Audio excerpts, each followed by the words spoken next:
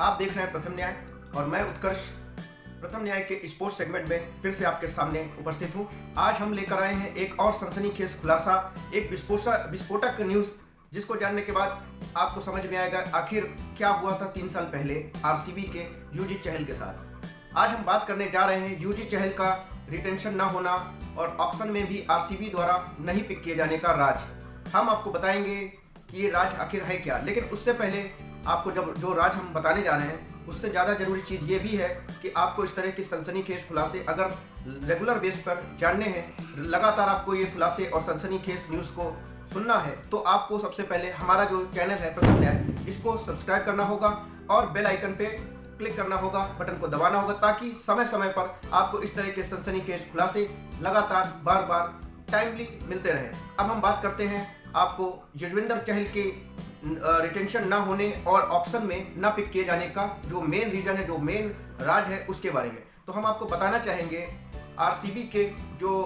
Head, आप कह सकते हैं मैनेजमेंट के जो हेड कोच रहे थे माइक हेसन, जो कि आप कह सकते हैं कि इनके हेड ऑफ डिपार्टमेंट एचओडी थे उस वक्त के, जिन्होंने अब मतलब आप कह सकते हैं कि आरसीबी छोड़ दिया है, अब दूसरे आ चुके हैं। लेकिन उन्होंने रिसेंट में खुलासा किया कि 3 साल पहले जब मेगा ऑक्शन होना था तो उससे पहले रिटेंशन की जो लिस्ट भेजी गई, रिटेन प्लेयर जो थे उनकी लिस्ट जब भेजी गई तो उसमें यूजी चहल का नाम नहीं था, क्योंकि सिर्फ 3 प्लेयर को ही रिटेन किया था आरसीबी ने, 4 करने थे। लेकिन 3 करने की वजह क्या थी वो भी उन्होंने बताई। उन्होंने कहा कि हमने जब 3 प्लेयर रिटेन किए तो 4 करोड़ एक्स्ट्रा हमको पर्स में मिल रहे थे, जिसके आधार पर हम ऑक्शन में जाकर बहुत अच्छी बाइंग कर सकते थे और हमारे प्राइम टारगेट थे यूजी चहल और हर्षल पटेल। लेकिन हुआ क्या, उन्होंने बताया कि हमने मॉक जो ऑक्शन था, मतलब एक तरह से मॉक ऑक्शन हम आपको बताना चाहेंगे। मॉक ऑक्शन ऐसा होता है जिस तरह से आईएएस आईपीएस के लिए मॉक एग्जामिनेशन टेस्ट होते हैं, उसी तरीके से इन्होंने एक ऑर्गेनाइज किया था मॉक ऑक्शन, जिसमें एक तरह से आप कह सकते हैं रिहर्सल।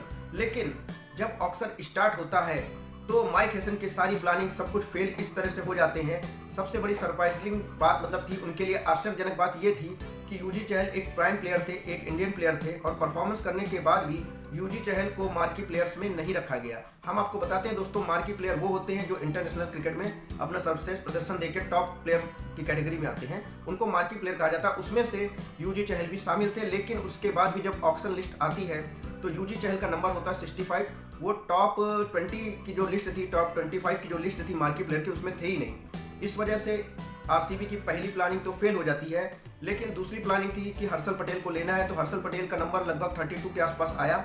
हर्षल पटेल को बाई करती है आरसीबी, लेकिन अब आरसीबी पास जो वॉलेट में पैसा था और जो यूजी चहल का नंबर था 65, उसके आधार पे जब कैलकुलेशन किया गया तो उन्होंने ये सोचा कि कहीं ऐसा ना हो कि यूजी चहल के आते आते हमारे पास में कुछ भी ना रह जाए, और बाकी जो अदर्स फ्रेंचाइजीज टीम थी उनके पास काफ़ी ज़्यादा अमाउंट था अपेक्षाकृत आरसीबी के। तो फिर इन्होंने डिसाइड किया, आरसीबी के जो मैनेजमेंट सिस्टम है उन्होंने डिसाइड किया कि हम एक लेग ब्रेक तो कम से कम कैरी फॉरवर्ड करेंगे, उसको अपने साथ रखेंगे।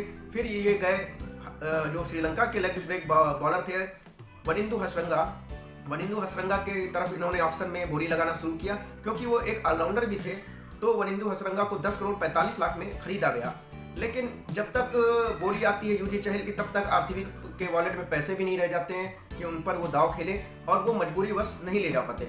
इसके साथ साथ माइक हेसन ने यह भी बोला कि हम समझ सकते थे कि यूजी चहल हमारी फैमिली के तरीके थे, उन्होंने सालों 7-10 साल परफॉर्मेंस किया, हमारे साथ रहे, और उसके बाद भी जब हम नहीं ले पाए तो हम लोग भी दुखी थे, हमारा पूरा मैनेजमेंट दुखी था, और हमने कोशिश की यूजी चहल से बात करने की। इनफैक्ट माइक हेसन ने कॉल भी लगाया, पर कॉल पे बात नहीं हो पाई और यूजी चहल काफ़ी ज़्यादा निराश भी रहे। लेकिन दोस्तों, ये जो सच्चाई सामने आई है तो हमने सोचा कि आपको और आरसीबी का जो फैन बेस है उसको जानकारी होना जरूरी है, साथ में अदर भी जो यूजी चहल के फैन हैं उनको भी जानना जरूरी है कि आरसीबी ने जानबूझ के कुछ भी ऐसा नहीं किया था। ये बाई चांस ऐसा हुआ, ऐसी मतलब आप कह सकते हैं सर्कमस्टेंसेस बने, ऐसी परिस्थितियां आ गई थी आरसीबी के सामने कि वो मजबूरीवश यूजी चहल को ले ही नहीं पाए। रिटेन ना करना भी आप कह सकते हैं कि एक गलती हो सकती थी, पर रिटेन में उनके पास इतना वॉलेट में पैसा नहीं था कि यूजी चहल को अच्छे दाम पे वो ले पाते, इसलिए उन्होंने ऑक्शन के बारे में सोचा। पर कहीं ना कहीं आरसीबी मैनेजमेंट ने ये भी बात बोली कि अगर यूजी चहल को मार्की प्लेयर में रखा जाता, शुरुआती जो टॉप 25 प्लेयर में उनका नाम होता, तो हम यूजी चहल को 100% ले सकते थे शुरुआती दौर पे। लेकिन क्या कारण था ये तो आरसीबी के मैनेजमेंट को भी नहीं पता कि यूजी चहल का नंबर 65, 60 के प्लस क्यों गया। लेकिन दोस्तों आप बताइए, जो हम खबरें लेकर आपके लिए आते हैं ये रोचक जानकारी आपके लिए लेकर आते हैं, तो वो जानकारियाँ आपको कैसी लगती हैं और आप अपनी राय कमेंट के माध्यम से हमको बताएं। साथ में आप हमारे चैनल और पेज को सब्सक्राइब और फॉलो करें। और अगर आपको हमारी न्यूज़ अच्छी लगती है, हमारे खुलासे अच्छे लगते हैं, पसंद आते हैं, तो हमारे इस खुलासे वाले वीडियोस को, हमारी ये जानकारी इंफॉर्मेटिव वीडियोस को आप लोग ज़्यादा से ज़्यादा शेयर करें, ज़्यादा से ज़्यादा लोगों तक पहुँचाएँ, ताकि ये जानकारियाँ और भी ज़्यादा सर्कुलेट हों। यहीं से मैं अपनी बात को दी एंड करता हूँ। Thank you.